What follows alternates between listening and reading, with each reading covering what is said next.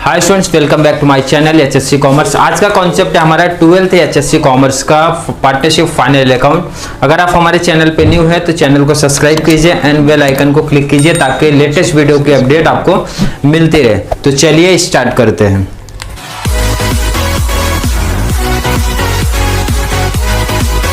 Previous video में हम लोग ने बात किया था ट्रेडिंग अकाउंट के पार्ट में, मींस फाइनल अकाउंट का फर्स्ट वीडियो हमारा जो था वो ट्रेडिंग अकाउंट के ऊपर था और कौन कौन से अकाउंट उसमें बनाए जाते हैं वो मैंने वहां पे बात किया था। ट्रेडिंग अकाउंट अगर आपका क्लियर है तो प्रॉफिट एंड लॉस वाले पार्ट आपके क्लियर हो जाते हैं। Trading and profit and loss account में एक चीज कॉमन है कि जो दोनों अकाउंट्स है वो कौन से अकाउंट्स होते हैं, नॉमिनल अकाउंट्स होते हैं आपके। क्लियर होगा, चाहे ट्रेडिंग अकाउंट हो या सेकंड हमारा प्रॉफिट एंड लॉस हो। तो फर्स्ट वीडियो में ही मैंने आपको भी क्लियर किया था कि trading account profit and loss account में डिफरेंट क्या है। अगर आपका दोनों ही नॉमिनल अकाउंट है तो डिफरेंट क्या है, क्योंकि नॉमिनल अकाउंट का रूल क्या बोलता है, हमारे एक्सपेंसेस इधर है, इनकम एक तरफ है, माइनस कर दोगे आपने, मींस क्रेडिट माइनस डेबिट कर दोगे, आपको प्रॉफिट मिल जाएगा। बट ट्रेडिंग में मैंने वहां मेंशन किया था, ट्रेडिंग अकाउंट में आपके जो भी direct expenses and direct income जो आती है, दूसरे तरीके में मींस मैंने इजी वर्डिंग में आपको क्या समझाया था कि फैक्ट्री तक का जो खर्चा रहेगा, मींस प्रोडक्शन में, मैन्युफैक्चरिंग में जो भी एक्सपेंसेस रहते हैं वो आपके कहां पे आएंगे, ट्रेडिंग में। प्रॉफिट एंड लॉस में कौन सा आएगा, indirect expenses and losses, means factory से निकलने के बाद जो खर्चे वहां पे किए जाते हैं। क्लियर हो गया। तो प्रॉफिट एंड लॉस में बहुत सारे आइटम है, तो उनको याद करने का, उनको समझने का मैं सिंपल सा वे बताऊंगा कौन से तरीके से आपको क्लियर करना है। पहले तो मैं क्रेडिट की बात करूंगा। क्रेडिट क्योंकि एक छोटा सा टॉपिक है तो क्रेडिट को पहला क्लियर कर देते हैं। क्रेडिट में क्या क्या चीजें आपको गिवन में रहेगा, क्या क्या चीजें दिया रहेगा आपको। तो फर्स्ट मैंने लिख दिया bye rent received,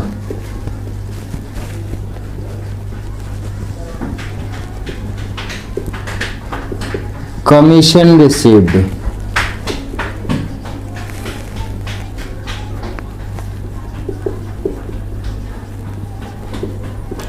interest received,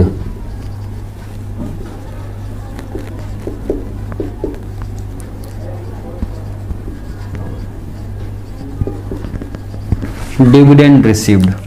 मतलब आप यहां पे देखोगे कॉमन वर्ड एक आ रहा है, रिसीव्ड वर्ड आया,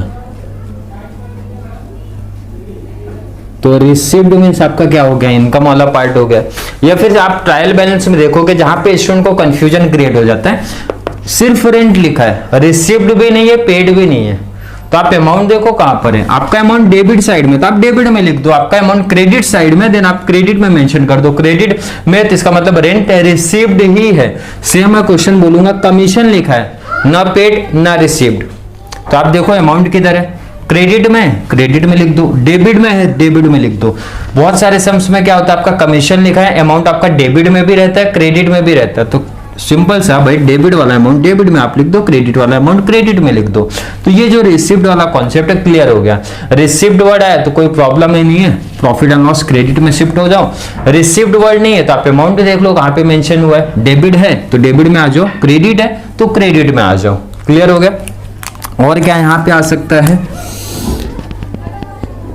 by profits on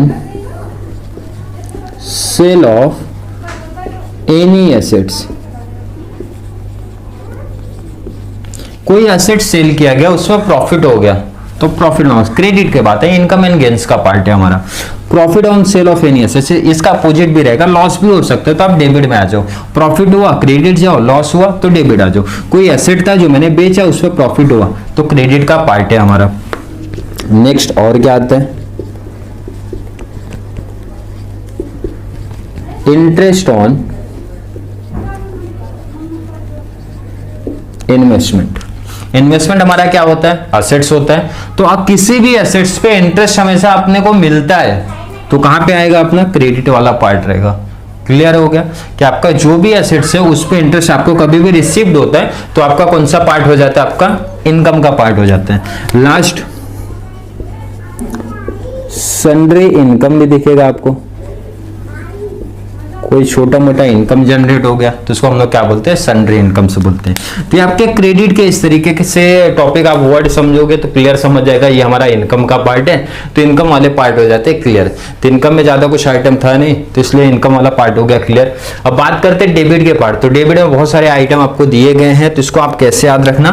फर्स्ट मैं यहाँ पे मेंशन कर देता हूँ कि जो भी खर्चे में दिख रहा हूँ ना, वो किससे रिलेटेड दिख रहा हूँ मैं, सेलिंग से related, otherwise selling and distribution expenses, selling and distribution expenses.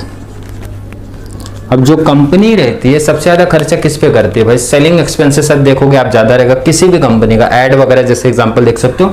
ऐसे खर्चे जो सेलिंग पर्पस से किए गए या फिर डिस्ट्रीब्यूशन मींस बांटना है, उसको मार्केट में डिस्ट्रीब्यूट करने का, वो खर्चे को मैं एक नाम दे देता हूं, तो एक आपको आइडिया चल जाएगा कि ये खर्चा सेलिंग से रिलेटेड है, तो मतलब प्रॉफिट एंड लॉस वाले पार्ट में आएगा। जैसे मैं एग्जांपल्स की बात करूं, कौन से ऐसे एग्जांपल्स है, तो पहला आपका एग्जांपल्स आता है अपने ऊपर, पहले प्रॉफिट ट्रेडिंग अकाउंट से रिलेटेड आइटम्स की बात करता हूं। तो वहां पे आपने देखा था क्या, कैरेज इनवर्ड था, तो यहां पे उसका अपोजिट पहले याद कर लो, कैरेज आउटवर्ड। वहां पे आपने देखा था फ्रेट इनवर्ड, परचेज किया तो फ्रेट इनवर्ड, आउटवर्ड यहां पे शिफ्ट हो गया आपका, तो फ्रेट आउटवर्ड यहां पे शिफ्ट हुआ। थर्ड इंपोर्ट ड्यूटी, वहां पे आपने देखा था परचेज करते टाइम अगर बाहर कंट्री से आप ला रहे हो तो इंपोर्ट ड्यूटी पेमेंट करोगे। सेम उसका अपोजिट ले लो, आप सेल करोगे तो क्या पेमेंट करोगे, एक्सपोर्ट ड्यूटी पेमेंट करोगे। चलिए सेलिंग से रिलेटेड और कौन कौन से खर्चे आपको समझ रहे हैं, यहां पे आपका लिखा गया डिस्काउंट हो गया भाई, डिस्काउंट हो गया, डिस्काउंट अलाउड हो गया आपका, यहां पे हो गया। डिस्काउंट भी सेलिंग के लिए ही दिया जाता है। डिस्काउंट के बाद आपका नेक्स्ट क्या आ जाता है, कमीशन वाला जो पार्ट है वो भी सेल से रिलेटेड है। क्लियर हो गया, कमीशन का जो पार्ट है वो भी सेल से रिलेटेड है। और क्या सेलिंग से रिलेटेड है, सबसे बड़ा खर्चा एडवर्टाइजमेंट जो आपका किया जाता है वो भी सेलिंग के लिए ही किया जाता है। आपने सेल्समैन रखा है, उसको सैलरी पेमेंट करने का है, तो सेल्समैन सैलरी। आपने क्रेडिट सेल कर दिया, मींस क्रेडिट सेल किया तो बैड डेब्ट्स हो गया आपका उधर पे, मतलब ये भी सेल से रिलेटेड है। जहां पे बैड डेब्ट्स आया तो वहां पे आईडीडी वाला कॉन्सेप्ट भी आ जाता है।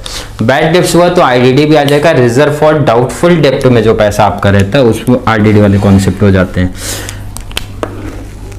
और क्या आ सकता है, पैकिंग एक्सपेंसेस। तो इस तरीके से ना एक लॉजिक हो जाता है हमको कि जो भी एक्सपेंसेस है, मैंने आप पे 10 एग्जांपल्स दे दिए, इनफ है। अब बाकी आपके टेक्स्ट बुक में ऑलरेडी बहुत सारे एक्सपेंसेस इस तरीके से मेंशन आप देख सकते हो कि उनका रिलेशन कहीं ना कहीं सेलिंग या फिर डिस्ट्रीब्यूशन के ऊपर किया गया है। जैसे डिलीवरी में डिलीवरी वैन चार्जेस आप देख सकते हो, डिलीवरी वैन चार्जेस किस लिए दिया गया, डिस्ट्रीब्यूशन पर्पज के लिए दिया गया। तो ऐसे खर्चे जिनका रिलेशन सेलिंग के साथ है, मैंने पहले फर्स्ट वो बता दिया, आप वो ध्यान में रख लो। सेकंड होता है ऑफिस का खर्चा, क्योंकि प्रॉफिट एंड लॉस वाले पार्ट में यही दो बड़े खर्चे हैं। ये तो आपका क्लियर हो गया, तो बाकी इसमें ज्यादा कुछ आइटम है नहीं। ऑफिस एक्सपेंसेस, ऑफिस का क्या क्या एक्सपेंसेस है, पहला तो आपका ऑफिस रेंट पे, ऑफिस रेंट पे तो आपको क्या दिखेगा, वर्ड रेंट दिखेगा, अदरवाइज ऑफिस रेंट दिखेगा, तो भी वही है। ऑफिस है तो कॉमन सी बात है इलेक्ट्रिसिटी, इलेक्ट्रिसिटी चार्जेस या फिर बिल, या फिर दूसरा नाम इसका आ सकता है lighting, otherwise lighting and heating.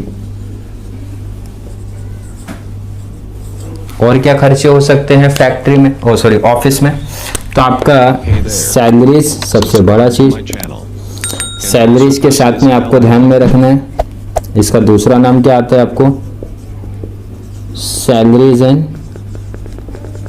Wages. और आपने अगर ट्रेडिंग अकाउंट पढ़ा था तो वहां पे पढ़ा था प्रोडक्टिव वेजेस, तो इधर उसका अपोजिट आप देख सकते हो अनप्रोडक्टिव।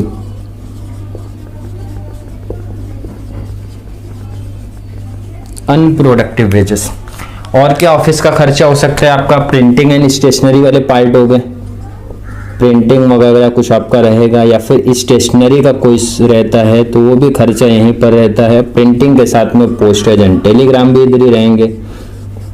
पोस्टेज वगैरह का जो आपका खर्चा रहेगा ये भी ऑफिस वाले ही करते हैं। तो इस तरीके से देखोगे इनका कहीं ना कहीं रिलेशन किसके साथ आपको दिख रहा है, ऑफिस के साथ दिख रहा है। इसमें भी बहुत सारे खर्चे रहेंगे जो आपको ऑलरेडी टेक्स्ट बुक में मिल जाएंगे। मतलब सबसे बड़े खर्चे आप देखोगे प्रॉफिट एंड लॉस में तो दो पर्पज के लिए सबसे ज्यादा किया जाता है। एक तो ऑफिस से रिलेटेड बहुत सारे खर्चे आपको मिलेंगे, टेलीफोन एक्सपेंसेस मिलेगा, लीगल चार्जेस मिलेगा, बैंक का चार्जेस मिलेगा। ये सब खर्चे कहाँ पे रहेंगे आपके ऑफिस में, प्रॉफिट एंड लॉस वाले पार्ट में रहेंगे। क्लियर हो गया। अब लास्ट में थर्ड की बात करूंगा मैं आपका कि इंटरेस्ट से रिलेटेड जो है कुछ टॉपिक्स रहेंगे। किससे रिलेटेड, इंटरेस्ट से रिलेटेड आपका टॉपिक रहेगा। तो आपका इंटरेस्ट हो, इंटरेस्ट भी ऑलरेडी यहीं पर इंक्लूड है। इंटरेस्ट पेड, जितने भी तरीके के इंटरेस्ट है सब यहीं पे आएंगे। क्लियर हो गया। तो पीडी में इस तरीके से इतने सारे आइटम्स आपको यहाँ पे दिए गए। अब थोड़ा सा प्रॉफिट एंड लॉस के पार्ट के बारे में जान लेंगे। यहाँ पे मैंने थोड़ा सा थ्योरी पार्ट भी लिखा है। देखते हैं यहाँ पे क्या लिखा, profit and loss is a nominal account. Profit and loss आपका क्या है, नॉमिनल अकाउंट है। तो नॉमिनल अकाउंट का रूल मैंने बताया, कोई भी अकाउंट अगर आपका नॉमिनल अकाउंट है तो सबसे इजी में आपको याद रखना है डेबिट में आपके खर्चे हैं, लॉसेस है यहाँ पे रहेगा, और क्रेडिट में आपका क्या रहेगा, इनकम एंड गेन्स वाला पार्ट रहेगा। In the debit side of this account, all indirect expenses and losses are recorded। तो मैंने आपको बताया था कि ट्रेडिंग अकाउंट में आपके डायरेक्ट एक्सपेंसेस एंड लॉसेस आप रिकॉर्ड करते हो। तो प्रॉफिट एंड लॉस में आप डेबिट साइड में क्या रिकॉर्ड करोगे, इनडायरेक्ट एक्सपेंसेस एंड लॉसेस आप रिकॉर्ड करने वाले हो। उसका अपोजिट आप क्या देखोगे, in the credit side of this account all indirect income और रिकॉर्डेड। मतलब कॉमन सी बात है, प्रॉफिट एंड लॉस में जब आप direct expenses and losses record कर रहे हो, sorry indirect expenses and losses record कर रहे हो, तो क्रेडिट में indirect income and gain he record करने वाले हो। Profit and loss account is open for the purpose of to find out of net profit of net loss. Net profit means final profit है ये आपका। आपने trading account में देखा था आपको क्या मिलता था, gross profit otherwise gross loss. तो यहां पे आपको क्या दिखेगा, net profit otherwise net loss आपको दिखने वाला है। टैली जब आप करते हो तो टैली में ट्रेडिंग में मैंने अच्छे से क्लियर किया था आपका कि क्रेडिट साइड अगर आपका ज्यादा है, डेबिट साइड आपका कम है। क्रेडिट मतलब इनकम ज्यादा है, खर्चा कम है। इनकम ज्यादा है, एक्सपेंसेस कम है, तो आपका क्या मिलेगा, प्रॉफिट। कौन सा प्रॉफिट, नेट प्रॉफिट मिलेगा आपका। उसका अपोजिट भी होगा, डेबिट आपके ज्यादा है, debit is more than credit side, debit is more than credit side, then अपने को क्या मिलने वाला है, नेट लॉस मिलने वाला है। अब आपका जो नेट प्रॉफिट अदरवाइज जो नेट लॉस आपको मिलेगा वो आप ट्रांसफर कहां पे करोगे, कैपिटल अकाउंट में ट्रांसफर करोगे। आपने कैपिटल अकाउंट नहीं बनाया तो आप बैलेंस शीट में ट्रांसफर करोगे। तो बैलेंस शीट में अगर आपका प्रॉफिट है तो कैपिटल में आप जाके क्या करते हो, प्लस करते हो। प्रॉफिट हुआ तो प्लस करोगे, लॉस हुआ तो माइनस करोगे। क्लियर हो गया। प्रॉफिट हुआ तो प्लस करना है आपको, लॉस हुआ तो आपको वहां पे क्या कर देना है, माइनस कर देना। मींस अब जब आप यहां पे टैली करते हो तो ये साइड में डेबिट साइड में आपको क्या फाइंड आउट होने वाला है, टू नेट प्रॉफिट, और यहां पे क्या मिलने वाला है, बाय नेट लॉस। क्लियर है। और जो प्रॉफिट एंड लॉस जो भी रहेगा, जो भी आपके सम्स दिए रहेंगे, सब में आपका रेशियो मेंशन किया गया रहेगा। आप रेशियो पे नेट प्रॉफिट को डिस्ट्रीब्यूट करोगे पार्टनर्स के बीच में, क्योंकि आपका टॉपिक है पार्टनरशिप फाइनल अकाउंट। पार्टनर को डिस्ट्रीब्यूट करके बाद में उनके कैपिटल में अगर प्रॉफिट है तो ऐड करोगे, लॉस है तो क्या कर दोगे आप, माइनस कर दोगे। इस तरीके से आपका जो प्रॉफिट एंड लॉस वाला पार्ट है वो क्या हो जाता है, टैली हो जाता है। अब जो एक्सपेंसेस की बात करेंगे, मैंने यहाँ पे एक्सपेंसेस में कुछ एक्सपेंसेस कम किए, मैंने बताया आपके टेक्स्ट बुक में ऑलरेडी मेंशन है, आप देख लेना। मैंने रिलेशन थोड़ा सा बता दिया क्योंकि बोर्ड में आपका पूरा जो भी एक्सपेंसेस पार्ट था वो आता नहीं, इसलिए मैंने मेंशन किया कि बाकी जो एक्सपेंसेस रहेंगे हमारे सेलिंग एंड डिस्ट्रीब्यूशन से रिलेटेड है, ऑफिस के खर्चे ऑफिस से रिलेटेड है। इसके आगे भी मैंने जैसे बताया लीगल चार्जेस हो गया, ऑडिट फीस हो गया, आपका बैंक चार्जेस आपका हो गया, सब इधर के पार्ट है। फाइनेंशियल एक्सपेंसेस में आपको क्या बताया, इंटरेस्ट जो भी रहेगा, interest on bank loan, interest paid, कुछ भी इंटरेस्ट रहेगा आपका वो यहाँ पे रहेगा।